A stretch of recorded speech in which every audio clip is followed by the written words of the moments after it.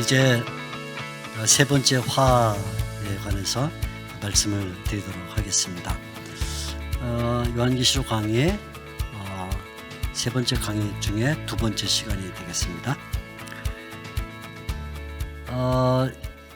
이번에 말씀드릴 내용은 일곱 번째 나팔 얘기면서 세 번째 화에 대한 얘기가 되겠는데, 사실은 이 세 번째 화가 무엇인지는 본문에 설명이 되지 않습니다. 이건 이제 나중에 16장 이하에 가야만 일곱 대접 재앙 때 나타나는 거죠. 그러니까 앞에 우리가 그 인과 인에 대한 얘기를 할 때 여섯째 인이 있었고 일곱째 인 이야기가 일곱 나팔 이야기로 이어졌다 이렇게 말씀드렸죠.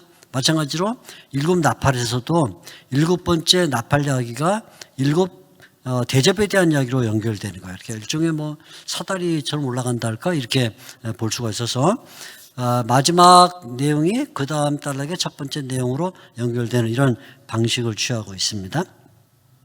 그래서 일곱 번째 나팔 얘기는 이제 16장 이하의 일곱 대접 이야기에서 다시 연속적으로 이야기가 되는데, 그것은 이제 마지막 재앙이다 이렇게 이야기를 합니다. 15장 1절에 나오는 내용이죠.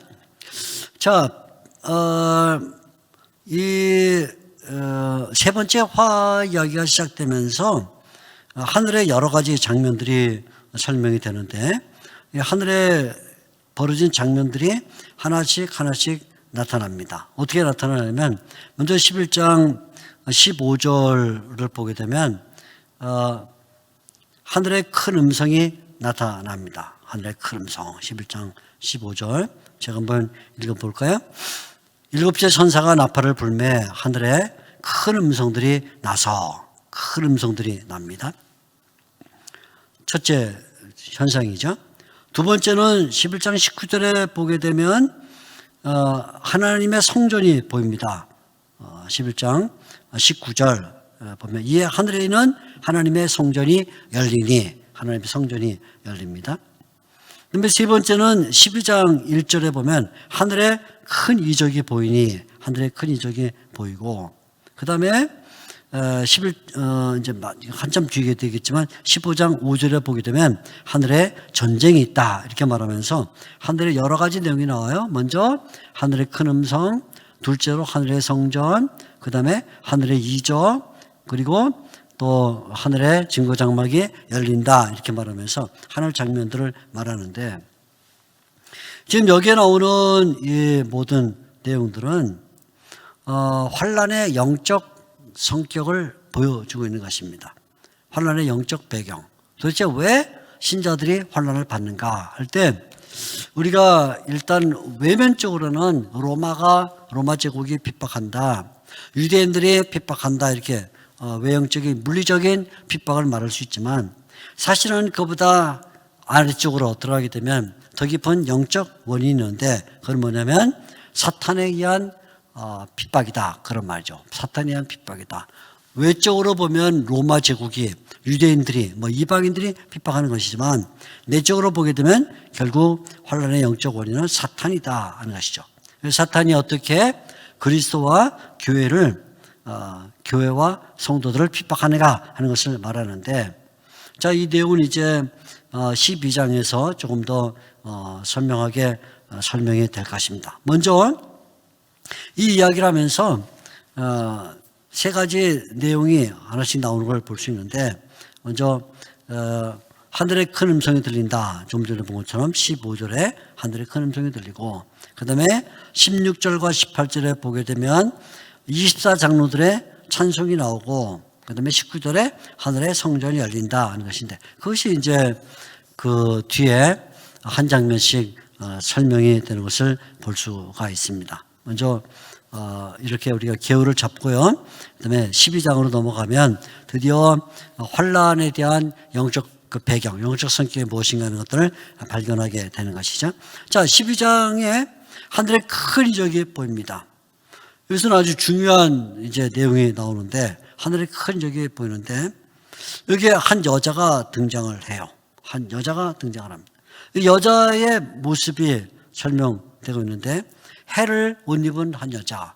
해란 말은 이제 태양입니다. 태양을 옷처럼 입은 여자가 나타났고, 그 발 아래에는 달이 있다. 발 아래 달이 있고, 그 머리에는 12별의 관을 썼더라. 그러니까 이게 지금 하늘에 해와 달과 별 이렇게 나오죠. 해와 달과 별이 나오는데, 이것은 이 여자는 구약과 신약에 나오는 교회를 가리키는 것입니다. 여자라는 말은 교회를 가리키는데, 구약과 신약에 나오는 교회를 가리키는데, 먼저 구약의 교회를 보여주고 있는 거예요. 구약의 교회. 해와 달과 12별. 이것은 창세기 37장에 보게 되면 요셉이 꿈을 꾸고 자기 아버지와 형제들에게 해와 달과 11별이 나한테 절합디다 이렇게 얘기를 하는데, 바로 그거죠. 해와 달과 별은 이스라엘의 구성원을 말하는데 구약교회를 말해주고 있어요.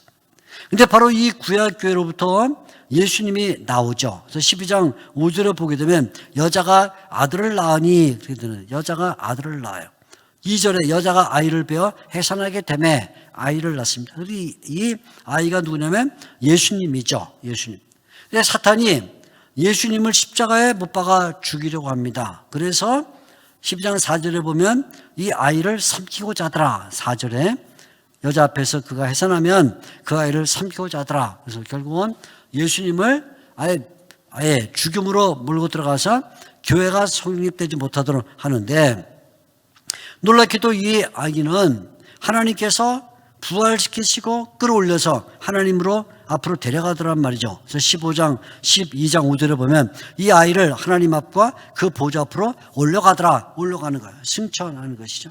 그래서 결국 사탄이 예수님을 죽이려고 했지만 하나님은 예수님을 승천시켜서 결국 부활 승천의 영광을 맛보게 했다, 그런 말인데, 바로 이렇게 예수님을 낳은 구약교회가 이제 신약교회로 변하는 거야. 예수님을 낳은 이후로부터 구약교회는 신약교회가 되는 것이죠. 그래서 신약교회가 형성되고 나면 사탄이 이제는 구약교회를 멸망시키려고 했던 것처럼 신약교회를 멸망시키려고 하는데, 12장 13절에 이렇게 말해주고 있어요. 12장 13절, 용이 자기가 땅으로 내쫓은 것을 보고 남자를 낳은 여자, 남자는 이제 예수님이고 여자는 구약교회인데, 구약교회가 예수님을 낳으면서 신약교회로 이제 발전하게 된 것이죠. 남자를 낳은 여자를 박해하는지라 신약교회를 박해하는 거예요. 그럼 왜 신약교회를 박해하냐 하면 예수님을 죽이지 못했기 때문에 결국 예수님이 형성시킨 교회를 대신에 죽이려고 하는 것이죠. 그래서 이 때문에 드디어 하늘의 전쟁이 벌어지게 되는데, 신약교회는 하나님의 보호를 받아요. 그래서 하나님의 보호를 받아서 신약교회가 하나님의 예비한 곳으로 가게 돼요. 그러니까 하나님께서 교회를 그냥 놔두는 게 아니라 보호하시는데, 어떻게 되냐면 12장 6절과 또 14절을 보게 되면 하나님이 예비한 곳으로 교회를 이끌어 가더라. 그래서 교회가 보호를 받게 되는 것이죠. 자, 이 용은 교회를 삼키기 위해서 예수님을 낳은 그 여자를 물을 토해내서 여자를 떠내려가게 하는 거예요. 12장 15절에 보게 되면 여자의 뒤에서, 교회의 뒤에서 뱀이 그 입으로 물을 강같이 토하여 여자를 물에 떠내려가게 하려 하더라. 이 말은 뭐냐면 결국 물을 떠내려가게 한다는 말은 교회를 세속화시키는 거죠. 세속화. 세상의 강물, 세상의 사상, 세상의 그런 이념들을 교회 안에 들어오고 세상의 문화를 교회 안에 들여보내서 결국 교회를 파괴시키는 방법이 세속화시키는 방법이다, 그런 말입니다. 히브리서 2장 1절에 보게 되면 히브리서 기자가 그런 말을 했어요. 세상에 흘러 떠내려갈까 주의하라.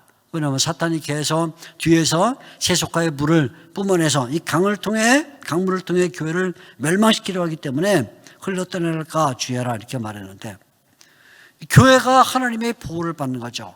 그러니까 이 사탄은 이제는 교회가 하나님의 보호를 받기 때문에 교회를 망가뜨릴 수 없게 되니까 이제는 성도 한 명 한 명을 망가뜨리려고 하는 거예요. 그래서 17절에 보게 되면 용이 여자에게 분노하여 돌아가서 교회는 하나님의 보호가 있기 때문에 이제는 여자의 남은 자손, 뭐예요? 성도들을 드디어 멸망시키려 하더라. 그래서 여자의 남은 자손, 하나님의 계명을 지키며 예수의 증거를 가진 자와 더불어 싸우려고 바다 모래 위에 서더라. 그러면서 결국은 처음에는 구약교회를 멸망시키려고 했는데 하나님이 보호가 있었죠. 구약교회가 예수님을 낳았습니다. 그래서 예수님을 멸망시키려고 했는데 예수님이 승천하셨죠. 그래서 예수님 때문에 형성된 신약교회를 멸망시키려고 했는데 이제는 하나님이 그 교회를 보호해서 안전한 곳에 두시죠. 그러니까 성도들을 멸망시키려고 하더라. 이런 어떤 순서를 가지고 드디어 성도들을 멸망시키려고 하는데 이때 이 멸망시키려고 하는 그 시간이 나오고 있어요. 14절을 보게 되면 여자는 교회인데 큰 독수리의 날개를 받아 광야 자기 곳으로 날아가 거기서 그 뱀의 낯을 피하여 한 떼와 두 떼와 반 떼를 양육받더라. 한 떼, 반 떼, 두 떼 다 하면 얼마냐면 세 떼 반이죠. 세 떼 반. 한 떼 더하기 두 떼, 셋, 반 떼, 세 떼 반대는 3.5예요. 3.5. 3.5를 연으로 계산하게 되면 3.5년인데 결국은 앞에 우리가 배웠던 것처럼 핍박가하는 시간이 42달, 복음을 전하는 시간은 그걸 날로 계산하면 뭐라 그랬죠? 1260일. 근데 42달 1260일은 결국 같은 시간인데 그걸 해로 연으로 계산하면 3.5년이에요. 42달은 3.5년, 1260일은 3.5년이니까 결국 사탄이 교회를 망가뜨리려고 하는 그 시간이 3.5년, 그러니까 연으로 말하면 3.5년, 달로 말하면 42달, 날로 말하면 1260일이라 3.5년, 42달, 1260일 이 계산 속에서 일이 진행되고 있습니다. 자, 이것은 결국 엘리야가 아합과 이세벨에게 핍박을 받아서 숨어있던 시간이 3.5년인데 바로 그런 내용들을 설명해 주고 있는 것이죠. 이런 설명을 통해서 이 사도 요한이 우리에게 보여주려고 하는 것은 무엇이냐면 결국 하늘에 큰 전쟁이 일어나게 됐다 하면서 하늘 전쟁을 설명하래요. 하늘 전쟁. 하늘 전쟁이 일어나서 드디어 이 하늘 전쟁이 얼마나 무섭게 진행되느냐 하는 것을 보여주는데 하늘 전쟁의 장면을 이제 한번 생각을 해보도록 그렇게 하겠습니다. 자, 하늘 전쟁, 이렇게 그림을 하나 보겠는데요. 하늘 전쟁에 대한 장면인데 결국 이제 두 진영이 펼쳐지게 되는 거예요. 어떻게 두 진영이 펼쳐지냐면 먼저 하늘에는 하나님의 진영이 있습니다. 제가 청색으로 그림을 그렸고 땅에는 사탄의 진영이 있습니다. 그래서 좀 짙은 갈색으로 칠해서 땅이다 이렇게 표현을 했는데 하늘 전쟁을 잘 보게 되면 거기에 중심에 하나님과 어린 양 7명이 있죠. 우리가 이미 4장에서 본 것처럼 그 다음에 하나님의 삼일체를 따르는 무리가 성도들을 이스라엘로 표상하자면 13만 4천, 이방인으로 말하자면 흰옷을 입은 무리가 있고 그들을 가리켜서 아들을 낳은 여자다 이렇게 말하는데 그는 결국 나중에 19장, 20장 이렇게 들어가기 때문에 어린 양의 신부다 그러면 새 예루살렘 이렇게 말하죠. 그게 바로 이제 하나님의 진영에 있습니다. 반대 아래쪽에는 땅의 진영에는 중요하게는 용입니다. 용은 이름이 많아요. 옛뱀이라고 불리고 마귀라고도 불리고 사탄이라고도 비우는데 그는 미혹자이며 참소자다. 굉장히 복잡한 존재 이렇게. 그가 가지고 있는 동역자들이 하나는 바다 짐승, 하나는 땅의 짐승, 그 다음에 음녀 바벨론이 있는데 이 용에게서부터 뭐가 나오냐면 개구리들이 나온다. 개구리. 그리고 연기와 황충이 나온다. 그래서 이 용의 그 이름 사탄은 또 다르게 말하면 히브리어로는 아바돈, 헬라어로는 아볼론이다. 멸망이다. 이제 멸망. 그리고는 새 더러운 영 개구리가 나오고 연기와 황충이 나온다. 그래서 전쟁이 하늘에 하나님 진영, 땅에 이 용의 진영, 사탄의 진영이 싸우는데 땅의 진영 이 사탄은 연기와 황충, 연기와 메뚜기를 뿜올려서 뭐예요? 계속 교회를 사상을 어지럽게 만들고 갉아먹는 일을 하는데 그때 마지막에 미가엘 천사가 등장해서 이 전쟁을 치르게 됩니다. 미가엘 천사. 그리고 최종적으로는 19장에 보게 되면 백마를 탄 기사, 만왕의 왕이자 만주해 주신 예수님께서 19장 11절 오셔서 드디어 전쟁을 치르게 된다, 이런 말이 되는 것이죠. 자, 이 내용을 우리가 잘 보면 어떤 내용이냐면 이 용이 교회를 파괴하기 위해서 어떤 일을 하는가 하는 것들을 보여주는데, 먼저 용은 두 종류의 무기를 사용하는 것이죠. 하나는 개구리라는 무기, 또 하나는 메뚜기라는 무기를 사용하는데, 개구리라는 무기는 뭐냐면 개구리로 자라자 파충류, 그래서 물과 땅을 드나들면서 개굴개굴 우는 거예요. 잡음이죠, 잡음. 그래서 계속 교회에 진리의 말씀이 선포되지 못하도록 잡음을 일으키는 것입니다. 첫째 개구리. 둘째는 황충인데, 황충은 갉아먹죠. 그래서 불건전한 사상을 넣어서 교회를 자꾸 갉아먹는 일을 하고, 거기에 연기를 앞에서 말씀드린 것처럼 이거는 건전하지 않은 그런 사상들을 불어넣어서, 그래서 결국은 교회를 자꾸 희미하게 만들어버리는 일들을 한다, 그런 말입니다. 그래서 이런 사탄의 진영과 싸우기 위해서 하나님께서 미가엘 천사를 보내서 싸우는데, 미가엘은 그 이름의 뜻이 뭐냐면, 미가엘은 본래 뜻이 누가 하나님과 같으냐라는 뜻입니다. 누가 하나님과 같으냐. 그러니까 하나님처럼 되려고 하는 존재와 싸우는 천사가 미가엘 천사. 그러니까 미가엘 천사는 전쟁하는 천사인데, 누가 용이 마치 하나님처럼, 사람이 하나님처럼 드러내려고 하면 거기 가서 싸우죠. 그래서 미가엘 천사, 누가 하나님과 같으냐라는 천사인데, 미가엘 천사가 전쟁을 합니다. 그리고 최후의 전쟁은 백마를 탄 기사가 나타나서 전쟁하는데, 바로 이 전쟁을 가리켜서 아마겟돈 전쟁이다, 이렇게 16장 16절에 나오는 말씀입니다. 이것은 우리가 이제 다음 시간에 16장을 공부하면서 배우게 될 내용이죠. 아마겟돈 전쟁에서 최후의 승리를 얻게 됩니다. 이 용은 이렇게 도구가 많아요. 먼저 개구리, 그 다음에 메뚜기, 또 연기, 거기다가 더 나가서 여러 동역자들을 갖고 있는데, 그 동역자들이 한두 개가 아니에요. 첫째는 여자와 용이 있습니다. 여자는 뭐냐면, 이것은 이제 음녀 바빌론이에요. 음녀 바빌론이 등장을 합니다. 그 이제 나중에 이 내용은 17장과 18장에 가서 자세히 나오기 때문에 잠깐 넘어가고요. 먼저 13장에 나오는 이 두 동역자, 사탄의 동역자는 두 짐승인데, 두 짐승이 나옵니다. 자, 13장 1절을 보게 되면 이렇게 말해요. 내가 보니 바다에서 한 짐승이 나오는데 뿔이 10이요 머리가 7이라. 첫째는 바다에서 한 짐승이 나오더라, 이렇게 말합니다.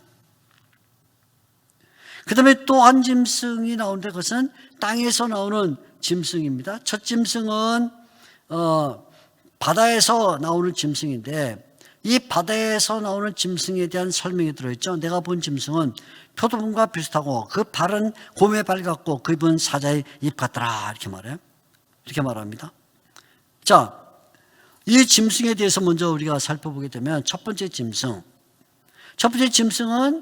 바다에서 나오는 짐승인데, 이 짐승은 다니엘서 7장에 나오는 네 짐승의 합성체인 것처럼 보이고 있어요. 그 모습이 어떻게 되냐면 2절에 표범과 같고, 표범, 발은 곰의 발 같고 입은 사자의 겁더라. 표범, 곰, 그다음에 사자, 다 무서운 짐승들이죠. 표범 같고 곰 같고 그다음에 사자 같더라. 몸을 보니까 표범 비슷한데 발을 보니까 곰 같고 입을 보니까 사자 같더라. 이것은 정치를 의미하는 것인데, 이미 앞에 우리가 인을 뗄 때 두 번째 인이 정치를 의미한다 말했는데, 정치를 의미하는데 결국은 기독교를 박해하는 정치를 가리키는 것이죠. 이런 무서운 권세를 가지고 있다, 이런 말인데, 이 짐승에게 몇 가지 권세가 주어진다는 거야. 몇 가지 권세. 그 권세가 뭐냐면 2절부터 이제 나오는 것인데, 첫째는 지배자의 권세가 주어진다. 지배자의 권세. 그래서 13장 2절과 3절, 2절 끝에 보면 자기의 능력과 보좌와 권세를 주고, 둘째로 경배받을 권세를 줘요. 3절에 5절에 보게 되면 짐승이 과장되고 신성모독을 말하는 말을 입을 받고 42달 동안 일할 권세를 받으니, 이렇게. 그래서 경배받아요. 경배. 4절 짐승에게 경배하더라 이렇게 말하고, 셋째는 하나님을 회방해요. 그래서 6절에 보게 되면 하나님을 향하여 비방하더라 이렇게 말합니다. 그리고 다섯째는 13장 7절인데 세상을 다스릴 권세를 받더라. 권세를 받아 성도들과 싸워 이기고 각 족속과 백성과 방언과 나를 다스리는 권세를 받더라. 이런 권세를 받아요. 그러니까 이렇게 첫째는 지배자의 권세, 둘째는 경배받는 권세, 셋째는 하나님을 회방하는 권세, 넷째는 성도들과 싸우는 권세, 그리고는 또 넷째는 다섯째는 세상을 다스릴 권세, 이런 다양한 권세를 가지고 뭐 하냐면 결국 적그리 속의 정치가 교회를 어떻게 망가뜨리냐 하는 것인데, 얼마나 악랄한 방법을 동원해서 몸은 표범 같고 발은 곰 같고 입은 사자 같은 방식으로 하나님의 교회를 괴롭히면서 하나님을 멸시하고 성도를 대적하고 더 나아가서는 자기를 마치 신처럼 드러내게 된다, 그런 말이죠. 신처럼 드러내게 된다.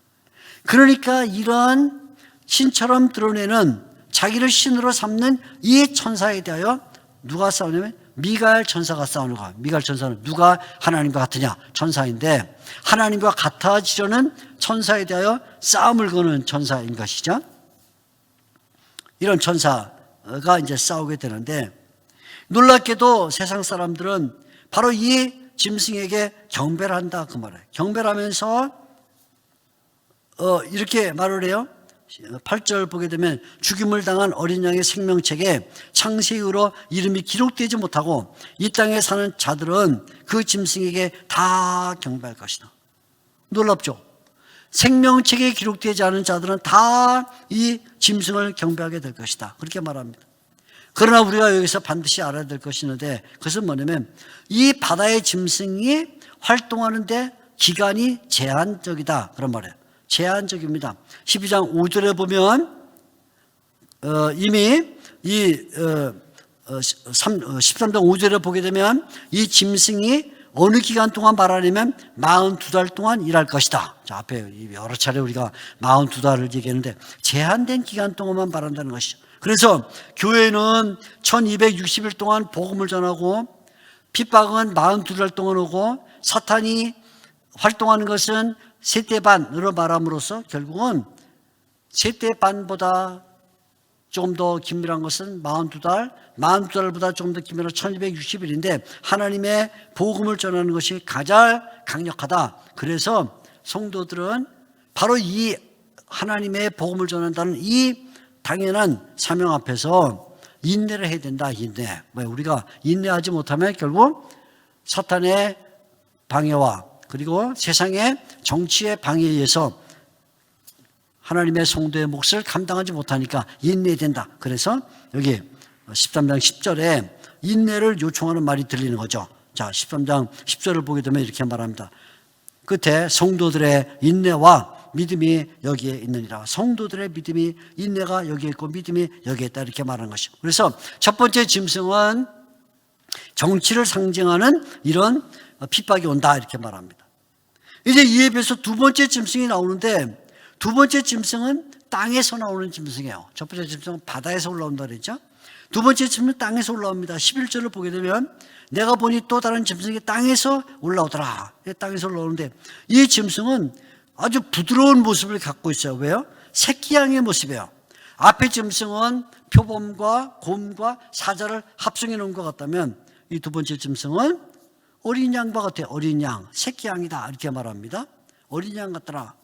그런데 이 어린 양이 겉모습은 부드럽지만 사실은 그 말은 그렇지 않다는 거예요. 그래서 13장 11절을 보면 모양은 어린 양 같은데 말을 들어보니까 용처럼 말하더라. 그러니까 모양과 내용이 달라서 결국은 용처럼 말하는 이 땅 짐승은 종교를 상징하는 것인데 앞에 표범과 곰과 사자로 합성된 그 바다 짐승은 정치를 상징한다면 여기 어린 양으로 나온 이 땅의 짐승은 종교를 상징하는데 겉은 굉장히 부드럽지만 실제로는 용처럼 말하기 때문에 미혹의 종교인 거죠. 그래서 이 미혹의 종교에도 앞에 정치를 말했던 이 표범과 곰과 사자의 그 바다짐승에게 몇 가지 권세가 주어졌던 것처럼 여기도 몇 가지 권세가 주어지는데 12절에 보게 되면 첫째, 경배를 사주해요. 경배. 그 다음에 더 나아가서는 큰 이적을 베풀어요. 자, 13장 13절에 보게 되면 얼마나 큰 이적을 베푸냐면 하늘로부터 불이 땅에 떨어지게 하는 이런 마치 엘리야 같은 그런 이적을 행해서 미혹을 행하는 거죠. 사람들이 하늘로부터 불이 떨어진다 그러면 다 거기 가지 않겠어요? 그죠? 미혹을 당하는 거죠. 그 다음에 세 번째는 우상을 만들게 해요. 14절 끝에 보기 우상을 만들라 하더라. 네 번째는 표를 맞게 합니다. 그래서 16절 말씀 보게 되면 이마에 표를 받게 하고, 그래서 마치 하나님의 성도들이 이마에 표를 받듯이 사탄도 자기의 수하에게 표를 맞게 해서 결국은 사탄의 종교가 철저하게 사람들을 지배하게 하는 그런 일들이 벌어지게 된다는 것입니다. 자, 이 표가 뭐냐? 이 표가 결국은 경제를 통제하는 표가 된다는 것이죠. 경제를. 그래서 앞에 표범과 곰과 사자의 합성체는 정치를 말하고 어린 양은 종교의 미혹을 말한다면 이제 이로부터 나온 것이 뭐냐면 경제 통제가 되는데 이 표를 가진 자 외에는 매매를 할 수가 없다. 13절 7절에 나오는 말이죠. 누구든지 이 표를 가진 자 외에는 매매를 못하게 하니, 매매를 못한다는 말이면 경제활동을 못하게 한다는 말이에요. 경제활동을 못합니다. 그래서 결국은 이 경제를 장악함으로 말미암아 하나님의 성도들이 앞에 말한 것처럼 물건을 살아가도 살 수가 없어요. 먹을 것도 살 수 없고 입을 것도 살 수 없게 만든다. 그래서 결국은 하나님의 성도들을 궁지로 몰아넣게 되는 것이죠. 점점점 하나님의 성도들이 피폐한 생활을 할 수밖에 없게 만든다. 왜? 경제 활동을 할 수가 없게 되니까 고통을 당하게 되는 것입니다. 자, 이런데 여기에 이 표가 무엇이냐를 이제 설명해 주게 되는 것이죠. 자, 이 표가 뭐냐? 이 표는 여기에 17절과 18절에 설명이 되는데 이 표는 짐승의 이름이다. 짐승의 이름 이렇게 말합니다. 짐승의 이름 17절 짐승의 이름 18절을 보게 되면 짐승의 수다 이렇게 말합니다. 짐승의 수. 자, 보세요. 이 표에 대하여 이 표는 짐승의 이름 또는 짐승의 이름의 수다 이렇게 말을 하고 있고 짐승의 이름 이렇게 말하고 또 다르게 보면 이 표는 또 사람에 관련해서 사람. 그래서 18절을 보게 되면 짐승의 수를 세어보라 하고는 그것은 사람의 수다 이렇게 말하고 있어요. 자, 이 표의 내용이 뭐냐면 한편으로는 짐승과 관련되어 있고 한편으로는 뭐예요? 사람과 관련되어 있다는 것인데, 그러니까 이 말은 하나님은 완전히 배제되어 있는 것이죠. 하나님이 없어요. 하나님의 이름은 없어요. 여기는 짐승의 이름과 사람이라는 그 이름만 나오지 더 이상 하나님은 없어요. 그러니까 짐승의 이름이다 사람의 수라는 말은 철저하게 하나님을 떠난 존재, 배신성, 하나님을 떠난 존재를 말해줘서 인간이 하나님으로부터 독립하고 자기가 만능이 되고 자기가 신이 되려고 하는데 마치 그것은 바벨탑 시대 때 사람들이 하나님을 떠나서 자기가 신이 되려고 했던 것과 비슷한 그런 모습이다. 그런 말이죠. 이 수는 오직 누구만 알 수 있냐면 총명한 사람, 지혜가 있는 사람만 알 수 있다. 그렇게 말하면서 하나님의 은혜 가운데 들어있는 사람만 이 수를 알 수가 있는 것이죠. 그래서 18절에 이렇게 말하죠. 지혜가 여기 있으니 총명한 자는 그 짐승의 수를 세어보라. 하나님의 은혜를 받은 자만이 이 수를 발견하게 되는데, 우리가 창조의 질서를 잘 보게 되면 창세기 1장 2장에 하나님 창조의 질서를 잘 보면 하나님이 맨 위에 계시고 하나님, 그 다음에 짐승이 맨 아래에 있어요. 맨 아래 하나님, 짐승이, 그 사이에 하나님께서 사람을 만들어서 사람이 짐승들을 다스리게 했어요. 그리고 사람은 하나님의 모양을 가지고 하나님을 경배하게 했어요. 이게 바로 창세기의 구조죠. 하나님이 맨 위에 계시고 사람이 중간에 있고 그 다음에 짐승이 맨 아래에 있다. 그래서 사람이 짐승을 잘 다스리려면 어떻게 되냐면 하나님의 형상으로서 하나님을 늘 신앙하고 예배하는 자세를 가져야 된다.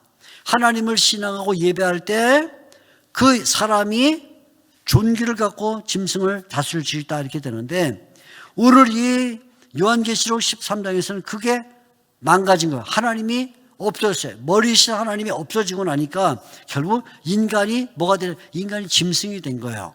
인간이 짐승. 본래는 하나님을 친화해서 살아가야 될 인간이 오히려 짐승과 친화한 인간들이 되고 말았다. 그래서 인간이 짐승으로 떨어진 게 뭐냐면 그게 여기 나오는 666이다 그 말이에요. 666. 그래서 이 660이라는 숫자는 하나님의 통치를 버리고 인간의 통치를 따라서 결국 짐승처럼 되어버린 것을 말하는 것인데, 하나님이 우주를 다스리시고 하나님이 우주의 중심에 계시다는 것을 다 거절해버린 이 숫자가 뭐냐면 666이다. 그래서 이것은 660이면 6은 불완전의 수인데 실패의 수죠. 그래서 결국은 실패하고 만다. 아무리 이 인간들이 하나님을 떠나서 사탄 편에 들어가서 어떤 능력을 받으려고 하지만 결국 6 실패한다. 6 또 실패한다. 6 또 실패한다. 그래서 결국은 666이라는 것은 실패하고 또 실패하고 또 실패한다. 결국 완전히 실패하고 말 것이다. 그래서 결국 하나님을 떠난 인간은 실패하고 만다는 것을 보여주는 것이죠. 그러나 그의 반면에 이렇게 짐승의 표를 받아서 실패하는 자 666이 있는가 하면 하나님이 선택한 백성들이 있다. 그게 뭐예요? 14만 4천이죠. 그래서 14장에 들어가면서 요한은 이제 하나님의 그 백성들, 하나님의 백성들이 어떤 사람들인가 하는 것을 보여주기 위해서 다시 7장에서 말했던 14만 4천의 그 이스라엘이라는 표상을 갖고 들어오게 되는 것이죠. 자, 14만 4천, 14장 1절에 보게 되면 내가 보니 보라 어린 양이 시온산에 섰고 그와 함께 14만 4천이 섰는데 나옵니다. 이제 여기에는 지파에 대한 내용은 없어요. 이스라엘이라는 말도 나오잖아요. 다만 뭐가 나오냐면 이들이 어떤 신분을 갖고 있느냐, 성격이 뭐냐 하는 것을 보여주는데, 첫째 그들은 구속받은 자들이다. 그래서 3절과 4절을 보게 되면 속량을 받았다. 속량. 그 다음에 그들은 4절 또다시 사람 가운데서 속량을 받았다. 이 14만 4천을 구속받은 사람들이다. 첫째. 두 번째, 그들은 어린 양의 인도를 받는다. 그래서 4절에 가운데 보면 어린 양이 어디로 인도하든지 따라가며 어린 양의 인도를 받는다. 둘째. 세 번째, 사람들은 순결한 노래를 부른다. 3절에 보게 되면 새 노래를 부른다. 새 노래. 그다음에 네 번째, 이 사람들은 뭐예요?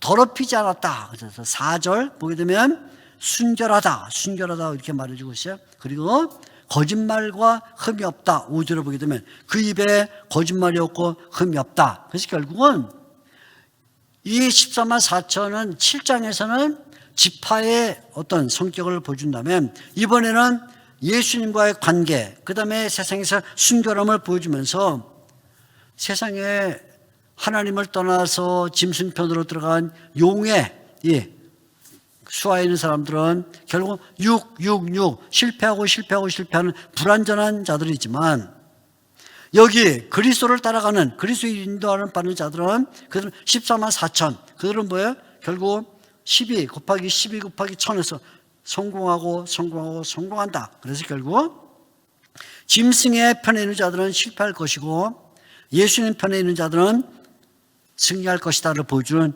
내용이 바로 이 14만 4천 내용으로 설명되고 있는 것이죠. 자, 이제 바로 이런 장면, 짐승의 실패가 얼마나 큰 것인가 하는 것을 확인시켜주는 장면이 나오는데, 그것이 14장 6절에서 13절까지 나오는 내용이에요. 3명의 천사가 등장을 해서 짐승의 실패를 확인시켜주는 일을 합니다.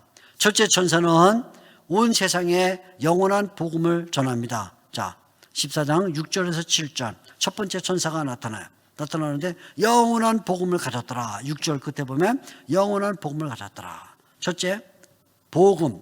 둘째 천사는 음녀의 바빌론의 멸망을 말해요. 8절 또 다른 천사가, 둘째가 말하면서 큰 성 바빌론이 무너졌다. 이것은 나중에 17장에 나올 내용을 미리 당겨서 말하고 있어요.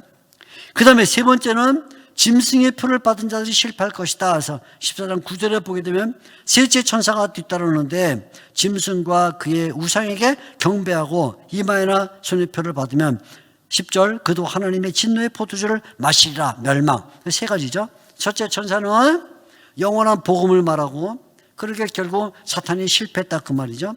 둘째 천사는 사탄의 하수인 가운데 하나는 음녀 바벨론이 멸망할 것이다 말하고 그러니까 실패할 것이다. 세 번째 천사는 짐승의 표를 받은 자들이 실패할 것이다 말함으로써 결국 짐승은 실패한다 그런 말이죠.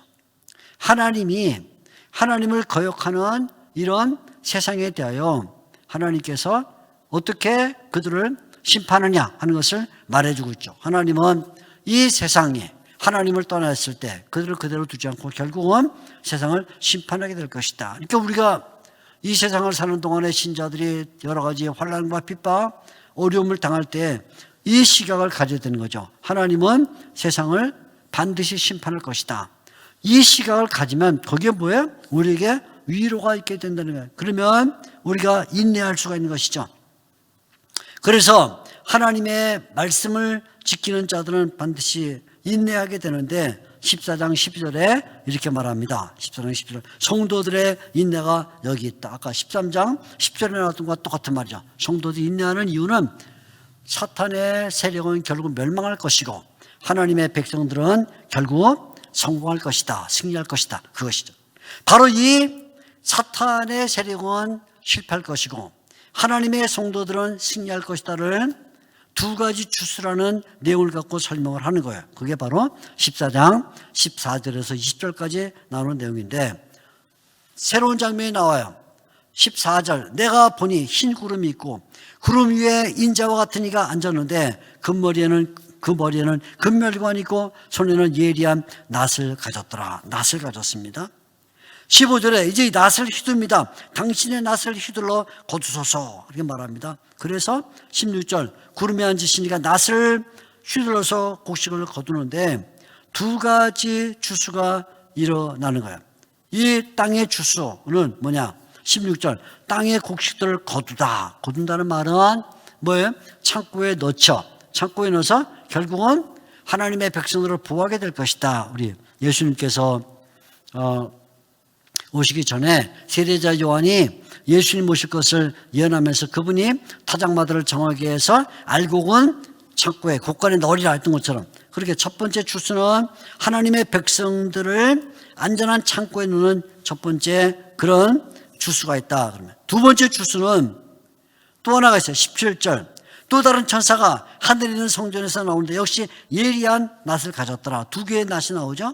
첫째는 14절에 인자가 갖고 있는 예리한 낫, 두 번째는 17절에 천사가 갖고 있는 예리한 낫인데 인자가 갖고 있는 예리한 낫은 하나님의 성도를 안전한 곳에 추수하는 것이고 17절 천사가 갖고 있는 낫은 뭐예요? 멸망당할 자들을 추수하는 거예요. 그래서 18절 끝에 보게 되면 땅에 포도송이를 거두라. 그 포도가 익었느니라 해서 19절 천사가 낫을 땅에 휘둘러 땅에 포도를 거두매 하나님의 진노의 큰 포도틀에 던지니 20절 성 밖에서 그 틀이 밟히니 피가 나서 뭐야? 온 땅에 퍼졌더라. 그거죠. 심판이죠. 그러니까 결국 요한계시록이 이 나팔 환상을 통해서 우리에게 뭘 보여주냐면 사탄이 영적 진영을 차리고 하늘 세계를 향해 도전한다 할지라도 결국 그들은 멸망하게 될 것이다. 실패한다. 666. 그러나 그와 반대로 하나님의 성도들은 땅에서 고난을 당하고 핍박을 당해서 고통을 당하는 것처럼 보이지만 결국 그들은 하나님의 성도의 완전수에 들어간다. 14만 4천. 두 가지 추수가 있다. 하나님의 성도를 곳간에 드리는 정도고 하나님의 추수는 그것은 하나님을 믿지 않는 배신자들을 멸망로 이끌어들여서 포도주틀에 밟히는 추수가 될 것이다. 그래서 결국은 이러한 내용을 들을 때 하나님의 성도들이 이 땅에 사는 동안에 인내를 가져야 된다. 우리는 실패하지 않는다. 반드시 승리한다. 우리를 보여주시는 하나님이 우리에게를 인도한다. 사탄은 멸망하고 하나님은 승리하신다. 이것이 바로 이 나팔 환상에서 보여준 말씀이죠. 오늘 우리가 이 말씀을 들으면서 이 시대를 살아가는 성도들이 하나님의 성도로서 보호를 받으면서 능력 있게 살아야 된다 하는 것을 다시 한번 깨닫게 됩니다. 다음 시간에 다시 뵙도록 하겠습니다. 감사합니다. 수고하셨습니다.